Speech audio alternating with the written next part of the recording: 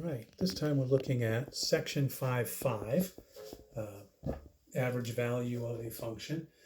And what average value of a function is, say we have a velocity curve, right? You started out driving at something, say 5 miles an hour. You ended up driving 10 miles an hour, and then you stopped. Well, you have a variable speed over the duration of your trip, but you did have some average speed for that trip, which is going to be between the lowest and the highest speeds there, maybe something like that. And what that means is that if you were to travel that constant speed for the same period of time, you'd have traveled the same distance. And the way to find it is really simple. What we want is the constant value, right? Y equals a constant, that's our average value, that would give us the same distance traveled over that same interval of time. Well, if we need the distance under this rectangle, or the distance of this rectangle, to be the same as the distance or the area under this shape, all we have to do is find the distance traveled, right? Find the area underneath our actual velocity curve, and then divide that by whatever the length is. And that will give us the average value for the function over that interval. So just find the area under here and divide by the length of this interval.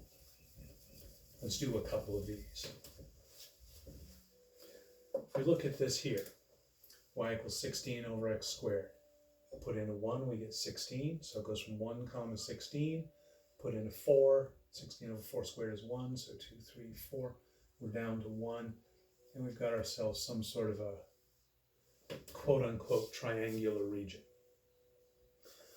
And we want to find the average, which is going to be the horizontal line at whatever value that will have the same area under it as we have under this curve. Okay, so the area of this rectangle has to be the same as the area of that shape.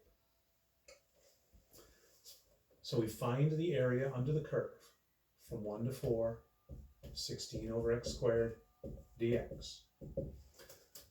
The integration is simple. This is 16x to the negative 2. So we increase by 1.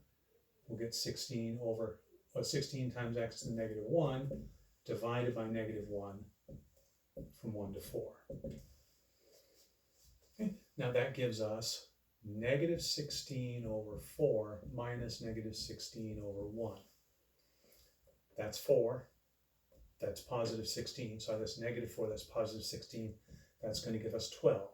So the area of the region under the curve is 12. But then we need to divide that by the length of the rectangle.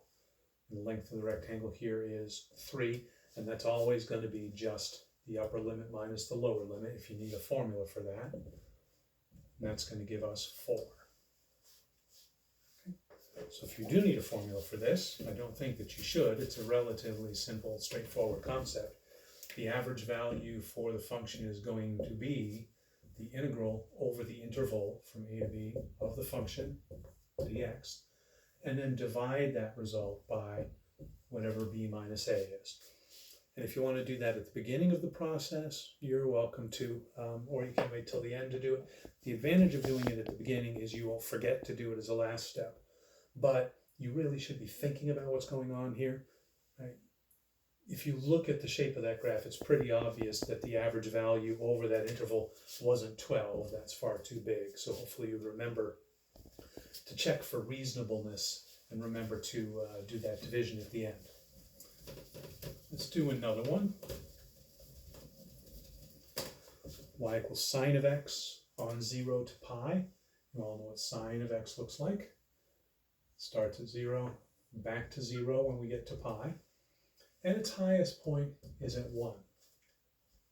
So we really should get something less than 1. If we do it correctly, we will get something less than 1. And remember, what we're looking for is the horizontal line that makes a rectangle that has the same area as under the curve. So if you want to think about it this way, the overestimate there and the underestimate there have to be the same size to cancel each other out. So we've got our integral from 0 to pi of sine of x dx. And I don't know if I did this one in the last chapter or not. It's kind of nice the way this one works out. the antiderivative of a sine is negative cosine from 0 to pi.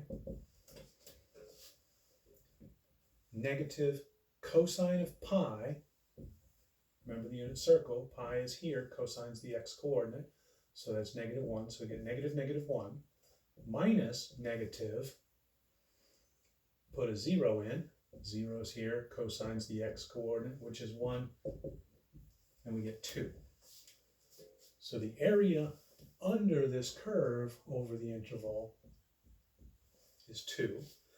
If we want the absolute value, the average value of the function over that interval, all we have to do is divide by the length of the interval, which is pi minus 0. So that's going to give us, for our average value, 2 over pi, which is about 2/3, which is about what I drew there.